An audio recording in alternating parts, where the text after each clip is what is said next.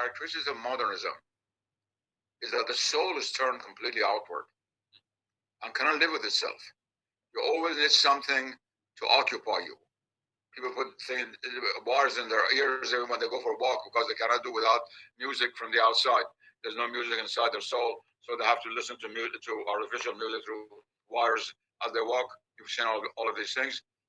We have lost our sense of love, of quiet, of contemplation, of being alone.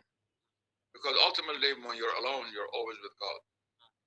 Whether you like it or not, whether you know it or not, whether you're conscious or not. And that's why fallen man runs away from himself. And the less spiritual inclination there is in human beings, the less is there this love to be by oneself, to go inwardly. Now, the external situation is forcing that to a large extent, not completely, but to a large extent upon us. So let's hope that will be a period of self-discovery. Let's try to find out who we are. Don't run away from ourselves. And to discover oneself is also discover the spiritual world. It is not accidental that you know so well, you know Arabic so well. Man arafa nafsuhu faqad arafa rabbahu. The famous Arabic saying of the Prophet ﷺ, he who knows himself, his nafs, his soul, knows his Lord. And this perhaps is an occasion for the reality, a realization of the reality of this saying. Thirdly, the crisis caused by the virus is not at all as dangerous for the future of humanity as the environmental crisis, which now people have forgotten somewhat. But paradoxically, this crisis of the coronavirus is helping the environment.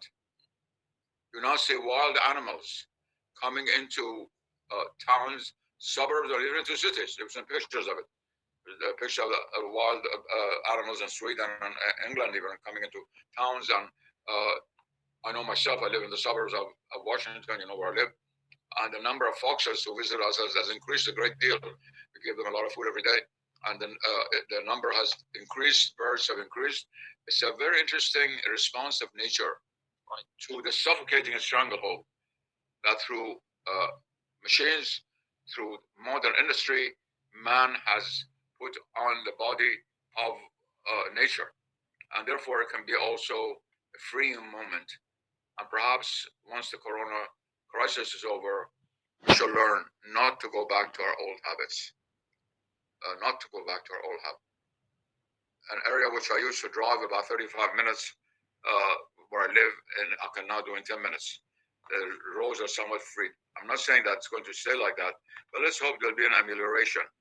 This idea, as they say commonly, putting all our eggs in one basket, that is, having all our hopes, all our aims towards a materialistic and bodily comfortable and rationally explainable and already non-wondrous and without mystery reality for the world and our life in the future.